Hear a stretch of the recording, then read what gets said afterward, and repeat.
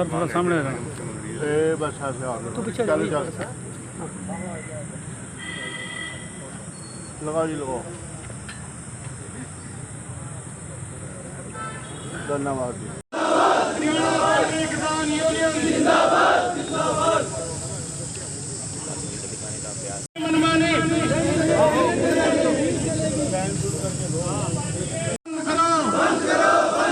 Contract farming के नाम पे किसानों का शोषण बंद करो, कंपनियों के ऊपर नकेल लगाओ, कंपनियों के ऊपर नकेल लगाओ, कंपनियों की मनमानी बंद करो, कंपनियों की मनमानी बंद करो। किसान एकता, किसान एकता।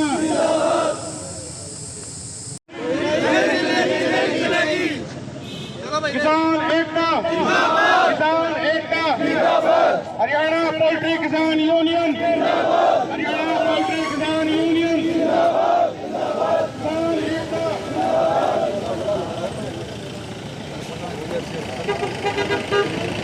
शोषण तो करती हैं और शोषण के साथ साथ मानसिक तनाव भी देती हैं। आज किसान जो है इतना परेशान हो चुका है कि जमीन तो मैंने जैसे आपको बताया कि जमीन तो खराब होगी, जो पैसे वो बड़े जुगाड़ करके फार्म बनाया वो भी इन्वेस्टमेंट हो गया और आज किसान के पास आत्महत्या के अलावा कोई चारा नहीं है। अब बेरोजगार बच्चे हैं, अपने नौकरी मिलती नहीं, कहाँ ले जाओ। अगर सोचा भी खेती के साथ कोई रोजगार हो जाए, रोजगार ऐसा होगा कि इसमें कंपनियों की मोनोपोली होगी, कंपनियां अपने फायदे के लिए किसान का रात दिन शोषण कर रही। प्राइवेट कंपनी मुर्दाबाद, मुर्दाबाद, मुर्दाबाद। तानाशाही नहीं चलेगी, नहीं चलेगी, नहीं चलेगी। तानाशाही नहीं चलेगी, नहीं चलेगी, नहीं चलेगी। तानाशाही नहीं चलेगी, नहीं चलेगी, नहीं चलेगी। नमस्कार, आप देख रहे हैं हरियाणा पोल्ट्री फार्म किसान। आज यहाँ पर मुख्यमंत्री के नाम उपायुक्त महोदय का नाम ज्ञापन देने पहुंचे हैं। हरियाणा पोल्ट्री किसान यूनियन जिंदाबाद, जिंदाबाद, जिंदाबाद। हरियाणा पोल्ट्री किसान यूनियन जिंदाबाद, जिंदाबाद, जिंदाबाद। अशोक जी, क्या हरियाणा पोल्ट्री किसान यूनियन जो है किस लेवल पे बनी हुई है और ये किस तरह के विरोध? ये हरियाणा पोल्ट्री किसान यूनियन किसानों का ही एक संगठन है और किसान हरियाणा लेवल पे बनी हुई है। हाँ, हरियाणा लेवल पे बनी हुई है और इसका जिले वार हम जहाँ जहाँ भी जिले में करेंगे वहाँ के डीसी साहब को मुख्यमंत्री और केंद्रीय मंत्रियों के नाम ज्ञापन भी देंगे। और ये किसानों का एक संगठन है और जो किसान संगठन है वो भी हमारे सहयोगी हैं, हम उनके सहयोगी हैं, वो हमारे सहयोगी हैं। तो क्या कहना चाहेंगे, किस तरह की कॉन्ट्रैक्ट फार्मिंग से दुखी है किसान? जैसा कि आप सभी को पता है कि कॉन्ट्रैक्ट फार्मिंग का भी जो बिल लेके आई थी सरकार वो वापस हो चुका है। तो लेकिन पोल्ट्री उद्योग के अंदर कॉन्ट्रैक्ट फार्मिंग चल रही है और उस कॉन्ट्रैक्ट फार्मिंग में जैसे किसानों के पहले शक थे वो अब सच साबित हो रहे हैं। उन शक के आधार पर अगर आप बात करें तो कॉन्ट्रैक्ट फार्मिंग के अंदर कंपनियां ब्रिटिश राज की याद दिला रही हैं, ईस्ट इंडिया कंपनी की तरफ मनमानी कर रही हैं, अपना प्रॉफिट सबसे ऊपर रख के किसानों का रात दिन शोषण हो रहा है। किसानों को घटिया किस्म की फीड, घटिया किस्म का चिक्स किसानों को देके और 2005 में जो 5-6 रुपये ग्रोइंग चार्ज मिलता था, आज भी किसानों को वही 6 रुपये 6.5 रुपये ग्रोइंग चार्ज मिलता है। तो हमारी मांग है सरकार से कि इसमें हरियाणा में पोल्ट्री के लिए एक पॉलिसी बनाई जाए और इन कंपनियों की मनमानी जो हो रही है उस पर नकेल कसी जाए, इनको जीएसटी के दायरे में लाया जाए, क्योंकि ये किसान के नाम पे जीएसटी में भी रिबेट ले लेते हैं। जीएसटी की रिबेट केवल किसानों के लिए है, कंपनियों के लिए नहीं है। इन कंपनियों को जीएसटी के दायरे में लाया जाए, पोल्यूशन की जो पाबंदियाँ हैं वो इन पर आयद की जाएँ और इनको ग्रोइंग चार्ज कम से कम 15 रुपये किसानों को 1 किलो के ऊपर ग्रोइंग चार्ज देना सुनिश्चित किया जाए। कॉन्ट्रैक्ट फार्मिंग क्या जबरदस्ती की जाती है, आप अपनी मर्जी से करते हो? नहीं, कॉन्ट्रैक्ट फार्मिंग जो है ज़बरदस्ती तो कोई नहीं करता, लेकिन कॉन्ट्रैक्ट फार्मिंग के हालात ऐसे बना दिए गए कि अगर प्राइवेट फार्मिंग हम करते हैं तो रेट में इतना फ्लैक्चुएशन आता है कि वो प्राइवेट कंपनियां जो बड़े बड़े प्लेयर हैं इसमें इस लाइन में, वो रेट में इतना फ्लैक्चुएशन ले देते हैं मंडी में कि अगर प्राइवेट फार्मिंग कोई करता है अपने पैसे से तो उसका रेट कम लगता है ताकि वो तंग हो गए अपनी प्राइवेट फार्मिंग छोड़ दे और उसके पास कोई चारा ना बचे, तंग हो गए वो कॉन्ट्रैक्ट करे। ऐसे हालात इन कंपनियों द्वारा बना दिए जाते हैं। तो ये जो ज्ञापन आप किसके नाम से और किसको देने जा रहे हैं? ये डीसी साहब को, जिला उपायुक्त महोदय यमुनानगर को ज्ञापन देंगे हम माननीय मुख्यमंत्री हरियाणा के नाम और माननीय कृषि मंत्री हरियाणा सरकार और माननीय पशुपालन मंत्री केंद्र सरकार श्री संजीव बालियान जी। जो कॉन्ट्रैक्ट फार्मिंग का बिल है आप कह रहे हैं वापस हो गया जी, तो अब सरकार क्या करेगी प्राइवेट कंपनी? वो बिल जो था वो आम एग्रीकल्चर जो है उसमें कॉन्ट्रैक्ट फार्मिंग के लिए था, और ये जो पोल्ट्री है ये भी खेती से जुड़ा हुआ कंपोनेंट है, ये भी खेती का एक पार्ट है। और किसान इसको करता है सिर्फ इसलिए, जैसे सरकार कहती है भी किसान अपनी आय बढ़ाएं, किसानों की आय दुगनी होगी, तो किसानों की आय दुगनी करने का यही तो माध्यम है। चाहे वो पोल्ट्री हो, चाहे फिशरी हो, चाहे पिगरी हो, चाहे और बी कीपिंग हो, चाहे गोट फार्मिंग हो, चाहे रैबिट फार्मिंग हो, इस तरह की फार्मिंग ही जो है ना, या हॉर्टिकल्चर हो, यही सब सब्जेक्ट हैं जो किसान की आमदन दोगुनी कर सकते हैं।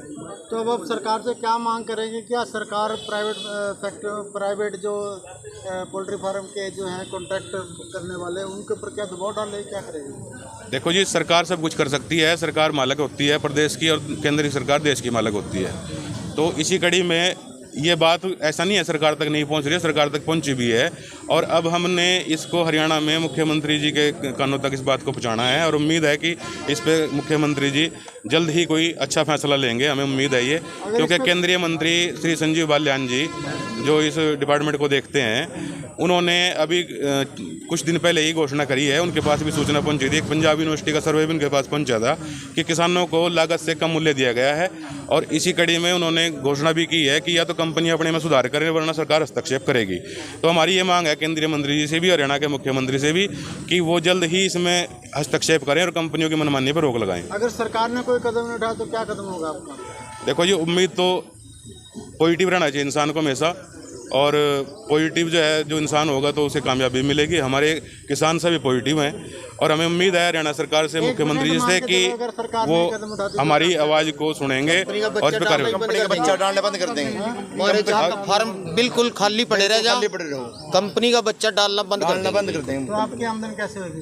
आमदन हमारे रेट सही करो, बंद रह जाओ। बच्चा डालना मतलब अपने प्राइवेट तरीके से करोगे?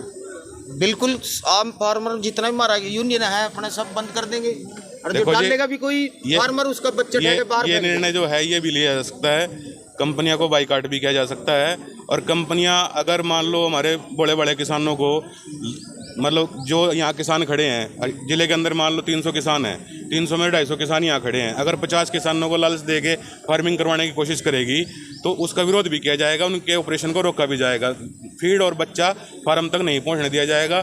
ये हमारी उनको अभी तो मशवरा है, बाद में चेतावनी बन सकती है। 2005 में जो नौकर 5,000 मिलता था, नौकर 15,000 तनख्वाह मांग रहा, जो छिलके का रेट जो 200 रुपये क्विंटल, 1,000 रुपये क्विंटल मिल रहा हो। तो महंगाई भी तो बढ़ गई। महंगाई तो बढ़ रही है, हमारा तो वही रेट है ना, वही तो रेट तो वही है ना जी, 15,000 रेट वहीं के वहीं है, महंगाई तो बढ़ गई। पहले 6 रुपये रेट था, प्लस खाना खर्चा प्लस 15,000 सैलरी, 6,000 बच्चों में 15,000 सैलरी मांगते हैं, बताओ क्या करेगा पोल्ट्री। और लास्ट में आकर ये कह देते हैं फीड की वो बढ़ गया, हमने फीड ज्यादा खड़ाई दी, कभी वहाँ कट मार देगा, थरी में टल्टी ज्यादा होगी, चेक बनावांगे ने 5,000 बच्चा वा 25,000 या 30,000, बस इससे फालतू नहीं, ये आला इससे दुगुना खर्चा आ जाएगा, माइनस में चला देंगे सारा का सारा। इनका क्यों बिल अपने आप बनाने ने, हमारे से कोई पूछना नहीं, ना रेट पूछना ना कुछ पूछना, बस जो इनकी मर्जी है अपना कर दिया। यहाँ पे हाँ जी, कैसे है पोल्ट्री किसान यूनियन? जो पोल्ट्री कॉन्ट्रैक्ट हैं, जो कंपनियां कॉन्ट्रैक्ट फार्मिंग कर रहे हैं, उसमें आए हैं कि हमारे को कोई भी रेट नहीं दिया जा रहा। जो हमारे को 6 रुपये मिलते थे, आज से काफ़ी टाइम पहले भी यही 6 रुपये मिलते थे, लेकिन अभी हर एक चीज़ में मतलब बढ़ोतरी हो चुकी है, लेकिन हमारे को कोई भी रेट नहीं दिया जा रहा, बचत बिल्कुल जीरो है। तो अब क्या करोगे फिर आप? अभी ज्ञापन देंगे प्रशासन को, अगर नहीं अगर आपकी सरकार प्रशासन नहीं सुनती तो क्या करोगे? सरकार सुनेगी, सरकार हमारी बनाई हुई है, सरकार हमारे लिए है। देखो जो हमारे में से 20-50 किसान यानी फार्मर इधर उधर निकलेंगे, कंपनियों के विश्वास में आएंगे, उनको समझाएंगे पहले तो प्यार से कि भाई ऐसा ना करो, जब हमारे 250-300 फार्मर अगर एक साइड में हैं तो तुम क्यों इसमें धोखे की लड़ाई लड़ रहे हो। अगर वो तो भी नहीं मानते तो हम किसी फार्म पर ना तो बच्चा पहुंचने देंगे और ना ही फिर पहुंचने देंगे। उसका फिर हम ऐलान करते हैं कि पूरा विरोध करेंगे इस बात का। 6 रुपये जैसे इन्होंने हमारे किए हुए थे कि 6 रुपये तुम्हें मिलेंगे किलो के पीछे, यानी 6% का हिसाब था। अब हमें मिनिमम भी नहीं देते। कंपनियों ने पूरे डाके लगाए हुए हैं। अपना पूरा आज का रेट 125-30 के आसपास चला हुआ है ब्रायलर का, लेकिन ये हमें फार्मर को कुछ भी नहीं देते। नौकर आज 10-12 हज़ार में कम से कम नौकर लगता है, लेबर जो रखते हैं, और कम से कम भी 2,500-3 हज़ार के आसपास एक फार्म का बिल आता है, वो भी हमारे पल्ले से। और 800-900 रुपये क्विंटल के हिसाब से आज छिलका, जो जीरे का छिलका है, वो भी हमें अपने पल्ले से ख़रीदना पड़ता है। नौकर की नौकरी, बिजली का बिल, बरादा सर्दियों में सब, यानी फार्मर इस टाइम इतना लॉस में है कि वो ना तो उस बिल्डिंग को देखता है और ना तो उसको बंद कर सकता है। वो उसकी मजबूरी बन गई है। लेकिन कंपनियां नाजायज़ फ़ायदा उठा रही इस चीज़ का। इतना नाजायज़ फ़ायदा अब हम आगे नहीं उठने देंगे। ऐसा हम सब ने मतलब वो कि आपस में समझौता करे फार्मरों ने भी, भाई कब तक ये धोखे की लड़ाई लड़ते रहेंगे, न पता क्यों सीधे रहेंगे। कम से कम आगे का कुछ तो अपनी आवाज़ उठाओ। सरकार से यही बेनती है कि इस बारे में भी संज्ञान लिया जाए, प्लीज़ हमें भी बचाया जाए। दे सकते हैं पोल्ट्री किसान यूनियन यमुनानगर ज़िले से अलग अलग गांव से आए पोल्ट्री फार्मिंग, कॉन्ट्रैक्ट फार्मिंग को बचाने के लिए, कि जिस प्रकार से इन्होंने आरोप लगाए कि कॉन्ट्रैक्ट फार्मिंग के ज़रिए किसान का शोषण किया जा रहा है, वो रेट नहीं दिया जा रहा जो इनको चाहिए। मजदूरी महंगी हो गई है, हर चीज़ महंगाई हो चुकी है, लेकिन हमें वही रेट दिया जा रहा है। इसलिए उपायुक्त महोदया के पास मुख्यमंत्री के नाम ज्ञापन लेकर आए हैं। यमुनानगर ज़िले के पोल्ट्री किसान आप देख सकते हैं अलग अलग गांव से पहुंचे किसान अपनी मांग को रखते हुए कि किस प्रकार से कॉन्ट्रैक्ट फार्मिंग के ज़रिए किसान पोल्ट्री किसान यूनियन का शोषण किया जा रहा है। पोल्ट्री किसान यूनियन यहाँ पर पहुँची है, किस लिए पहुँची है? सर देखो, ये जो अपना कारोबार है इसके लिए ये आदमी यहाँ पहुँचे हैं। तो दिक्कत है, आपने पता है सरकार ने सारे काम ठप कर रखे हैं। ये आदमी कोई कैसे अपनी लाइन से काम कर रहा है, कोई कैसे कर रहा है जी। और आज रेट जो था वो नहीं है, रेट होना चाहिए जब भी 2 रुपये बनते ही। आज इंसान अपने हर एक उससे दुखी है, बेरोजगार हो गया, बच्चे भी कोई काम करने लायक नहीं, बेरोजगारी इतनी हो गई है कि बच्चे भी चोरी करने लग गए और नशे की लत में पड़ गए हैं। देखो, हम ये सरकार से, अपने सीएम से बात कहना चाहते हैं कि जो पढ़े लिखे हैं उनको भी अपना वो करे और अपनी ये जो पोल्ट्री फार्म के बारे में इसके भी रेट और इसको सुधार करे जाए।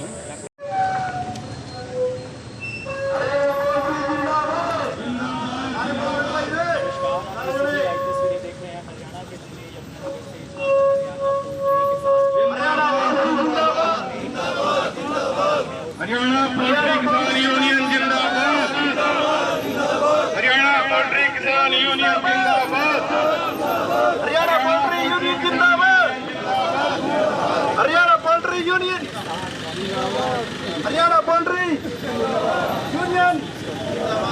हेलो।